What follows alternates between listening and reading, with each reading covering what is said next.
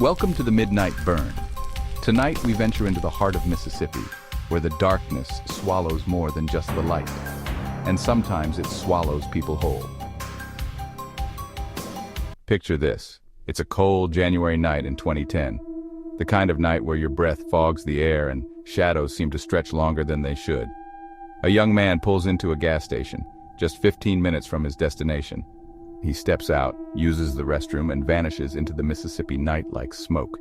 His name was Lester Raymond Jones, Jr., and his story will haunt you long after the credits roll. Lester wasn't just another face in the crowd. Born on November 26, 1983, this Pontotoc native stood tall at 6 feet, carrying himself with the confidence of a man who knew where he was going. At 26, he was carving out his future as a biomedical engineering graduate student at Mississippi State University. His skin told stories through ink. LJ marked his chest, Jesus proclaimed his faith across his back, and a pit bull watched from his left arm. But perhaps most telling was the script that read, "To live is to suffer, to survive is to find meaning in the suffering," words that would prove eerily prophetic. Lester was a proud member of Omega Psi Phi Fraternity Incorporated, a brotherhood that runs deeper than blood.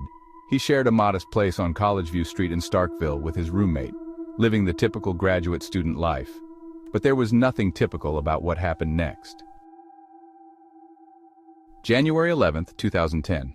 The morning started like any other.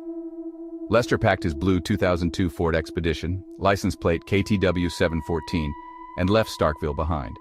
He made one stop in Tupelo, visiting family, sharing words with his brother that would become their last conversation. Then he pointed his SUV south toward Jackson, carrying whatever hopes and plans had called him there. The highway stretched before him like a black ribbon, and somewhere along that ribbon, reality would tear.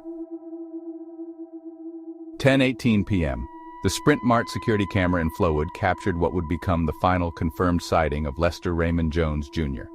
The timestamp burns into the frame like a countdown to oblivion. He parked, he walked inside. He used the men's restroom. And in that ordinary moment, he made an extraordinary mistake. He left his cell phone behind.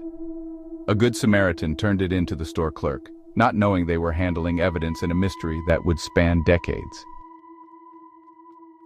15 minutes. That's all that separated Lester from his destination in Jackson.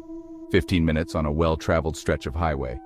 But 15 minutes was enough for a man in his SUV to disappear as completely as if they'd never existed. The phone sat on the counter, ringing with calls from people who would never get an answer. Days passed. Then, a week. Finally, on January 20th, his family filed a missing person report, their worst fears crystallizing into official paperwork.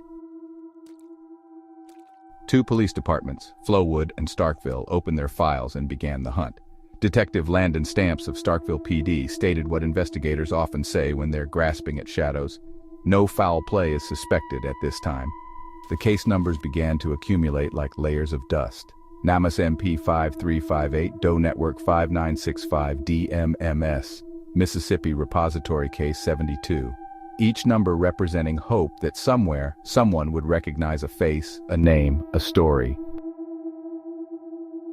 What happens when a man vanishes between point A and point B? The theories, well, they multiply like whispers in the dark.